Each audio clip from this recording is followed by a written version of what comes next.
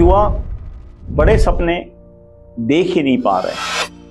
हकीकत में उन्होंने बहुत बड़े सपने देखने चाहिए, जो पूरे ही ना हो सके इतने बड़े सपने हमारे होने चाहिए। बट हम सपने भी बहुत छोटे छोटे देख रहे हैं। और मुझे तो कहीं ना कहीं एक जो लाइन, पुरानी जो लाइन है वो याद आ रही है, हारने से डर लगता है। मुझे लगता है ये लाइन जो है कहीं ना कहीं गलत है। ये लाइन, हमें हारने से उतना डर नहीं लगता है, हमें जीतने से ज्यादा डर लगता है कि कहीं हम जीत गए तो क्या होगा, कहीं हम बड़े बन गए तो क्या होगा, कहीं हम सफल हो गए तो क्या होगा, और सफलता अगर हमें मिल गई तो फिर हम क्या कर लेंगे। शायद उसी चीजों से हमें ज्यादा डर लगने लगा है, और उसी के कारण हम हमारी आदतों में कुछ अच्छा करने की बातों को हम टालते चले जाते हैं, आगे बढ़ाते चले जाते हैं कि हमें वो करना ही ना पड़े।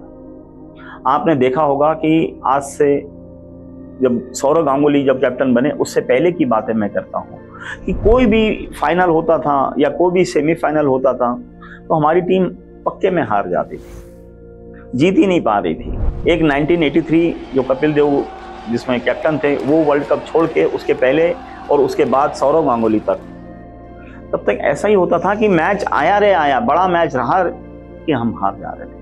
क्योंकि बड़े मैच के अंदर, खेलने के अंदर जो मादा लगता है कि अपने आप को उस लेवल से ऊपर उठाना है, अपना 100% देना है, अपना बेहतर से बेहतर प्रदर्शन करना है, इन चीजों के ऊपर हमारा ध्यान जाता ही नहीं था।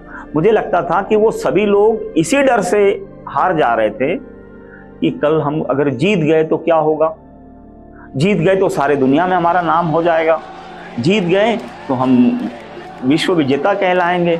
मुझे लगता है इसका डर उनको ज्यादा था। हार तो बेचारे हर बार ही रहे थे, तो हारने का डर कहां से आ गया? नहीं, हारने का डर ही नहीं था, जीतने का डर था। आज हमारा युवा कंफर्टेबल जोन के अंदर रहना चाहता है, कंफर्टेबल रह के वो बड़े बड़े सपने या जो भी बुन रहा है या देख रहा है वो कर रहा है।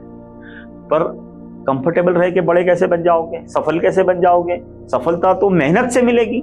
सफलता तो आपको अपने आप को उस लेवल पे लेके जाना है जहां पर आप बहुत बड़ा प्रदर्शन, बहुत बड़ी आपकी बौद्धिक क्षमता का इस्तेमाल, शारीरिक क्षमता का इस्तेमाल कर पाओगे, तब जाके आप सफल हो पाओगे, बड़ा बन पाओगे, अनकंफर्टेबल हो पाओगे। जब तक आप अपनी सिचुएशन से अनकंफर्टेबल की तरफ नहीं जाओगे, अपने आप को उस भट्टी में झोंकोगे नहीं, या तपिश के अंदर आप सीख कर आप सोना ना बन पाओ, तब तक कैसे सफल हो पाओगे?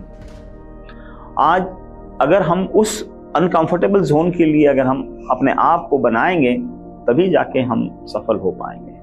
नहीं तो हमारे को टालने की आदत हो जाएगी, जो आजकल एक वर्ड काफी चल पड़ा है, प्रोक्रेस्टिनेशन, कि बस टालो चीजों को। टालने से चीजें खत्म नहीं हो जाएगी और बढ़ जाएगी, और हमारे बड़े बनने के चांसेस खत्म हो जाएंगे।